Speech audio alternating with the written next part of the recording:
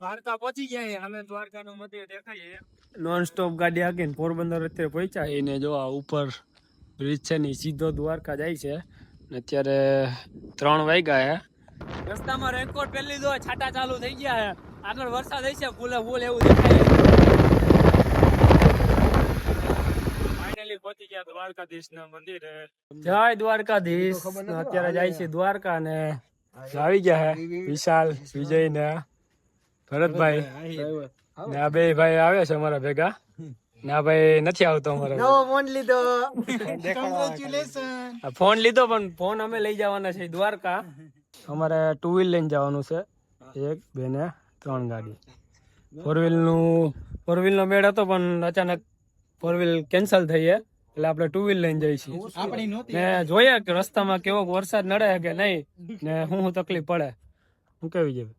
કઈ નીકળીએ 12:38 થઈ છે અને હાઈવે ઉપર આવી ગયા અને હવે અહીંથી સીધા નીકળીએ દ્વારકા જવા માટે જ્યાં બધા ગાડીઓ તૈયાર કરી લીધી છે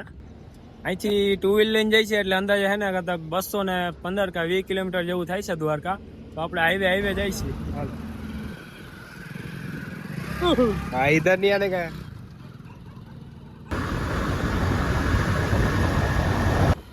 દ્વારકાની જર્ની ચાલુ થઈ ગઈ અને અત્યારે રોડ હાવ ઘોરા છે મતલબ કોઈ છે જ નહીં રોડ ઉપર ગાડી લઈને જવાની તો ખરેખર મજા આવી જાય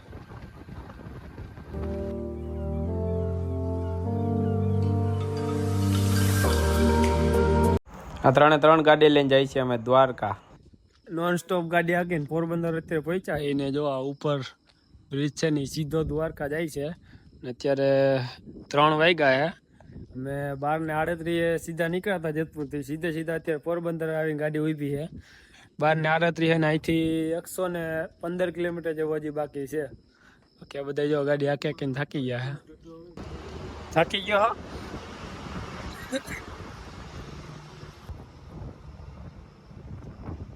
પોરબંદર છે ને આ બાજુ રહી જાય ને દ્વારકા વાળો રસ્તો સીધો છે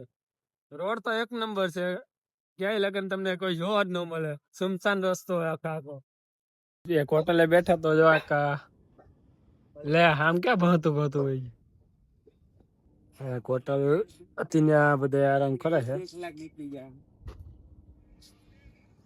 હોઈ ગયા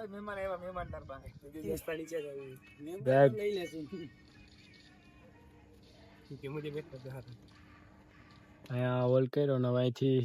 દ્વારકા 90 કિલોમીટર જ આગું છે ઘરે જવું કે દ્વારકા જવું આગળ છે ને કાળું ડિબાંગ દેખાય ને એટલે વરસાદ હોય છે એવું લાગે છે એટલે આ બધા રેનકોટ પહેરવા મીના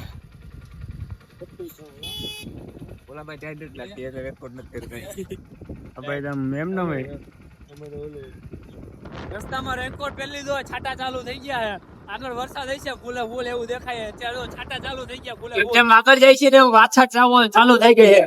આગળ કદાચ ફૂલે ફૂલ વરસાદ હોઈ શકે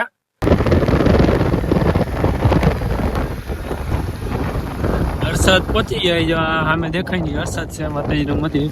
અહીંયા ફૂલે ફૂલ વરસાદ ચાલુ થઈ ગયો એટલે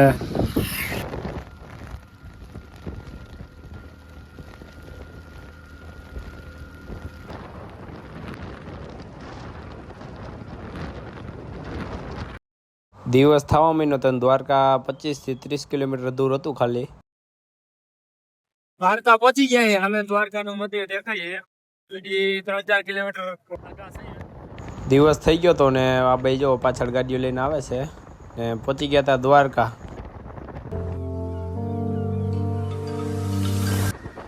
આ છે દ્વારકાનો મેન એન્ટ્રી ગેટ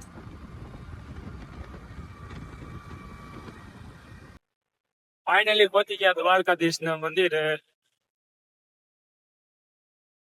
જન્માષ્ટમીના દિવસે જે ટ્રાફિક થાય ને એના માટે આ વ્યવસ્થા કરેલી છે જો ત્યાંથી ત્યાં અહીંયા લગનની ઓલું રેલિંગ બનાવેલી એટલે દર્શન માટે વાંધો ન આવે દ્વારકા પહોંચી ગયા છે ને ચલો વાગ્યા છે 7 વાગ્યા છે રાતે 12:30 નીકળ્યા હતા જો આ છે ને જન્માષ્ટમી માટે અહીંથી છે રેલિંગ બનાવેલી છે દર્શન કરવા માટે કેમ કે જન્માષ્ટમી ટ્રાફિક તો બહુ રહે છે પાછળનો ગેટ દ્વારકાધીશનો. પછી મળીએ.